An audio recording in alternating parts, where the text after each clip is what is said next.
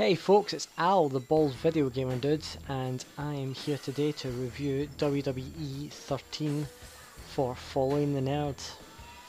WWE 13 is of course the newest game in a long line of WWE games, well, which used to be WWF. This is the newest.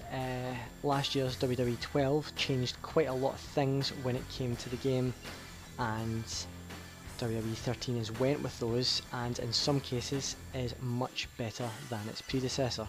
The menus are really easy to get a handle on. You can just jump straight into a match. You can go straight online as long as you're connected up. It's really easy. They seem to fix the online issues that they had last time, so far so good. The game has only been out a few days, and there aren't that many people online yet, but I'm sure that they'll fix the server issues that they had last time. Create a character is of course back, and there is also create a move, create an entrance. Literally in this game you can create anything. Here I just decided to make a quick Superman to see if I could get everything right, and to be honest, create a character is actually quite fun.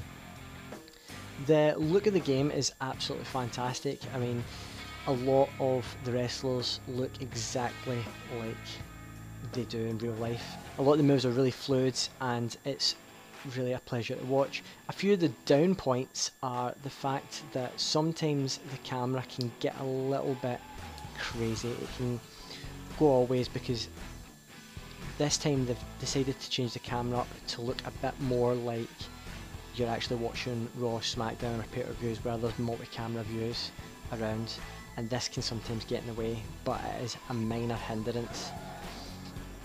This year sees the introduction of WWE Attitude Mode. This looks back at quite a lot of the historical events in the Attitude Era.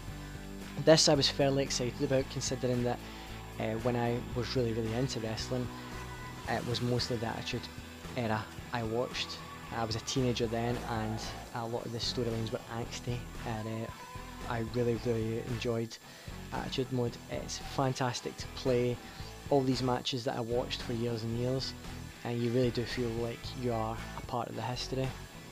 During Attitude Mode as well, there is these videos, and they're kind of like the videos that you get before a pay-per-view event, which shows you the lead up to events. These explain what has been happening during the Attitude Mode from match to match. It's really good for people who haven't really experienced the Attitude Mode, for a lot of the younger players who've never really looked back to see where Stone Cold and The Rock and Mankind came from. The movement and the moves themselves are usually fairly fluid. At sometimes, especially when there's objects in the ring, there can be awkward moments where you get stuck. I once saw The Rock's legs get stuck in the ring as he fell outside.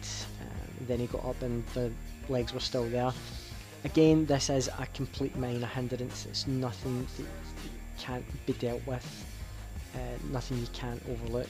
I'd say one of my only big problems was the really immovable crowd. The crowd has obviously got better as time has went on. These games have been around for a long time, but it's still fairly ridiculous how flat their faces look. One of the problems I had was the commentators. They sometimes spout information that's completely wrong, especially when you're playing Attitude Mode. You're back in the year 1998 and they're talking about GPS systems. They're calling Triple H the game years and years before he was ever actually mentioned as the game. Again, this is something that might not bother you as much as it bothers me, but it does insanely bother me when it does. Also, commentary has always been a big problem because of the fact that the commentators can only do so much voice work, and this shows because a lot of the stuff is said again and again, which can really grate on your nerves. I find myself turning the commentators off quite a lot because I don't want to hear what they have to say, especially when they repeat things over and over again. Overall, the game is fairly good. It is a good looking game, and I'm sure if you're a WWE fan you will get a lot of pleasure from playing it, especially online. So here at Following the Nerd we have given it 3.5 nerds out of 5. probably worth your time, maybe not worth your £40, maybe wait for it to come down in price. But again, up to you. If you're a huge WWE fan, you're probably not going to go wrong. It's the best WWE game that's been out in years. If you're not a WWE fan, I'd stay clear until it becomes a lot cheaper and you can check it out then.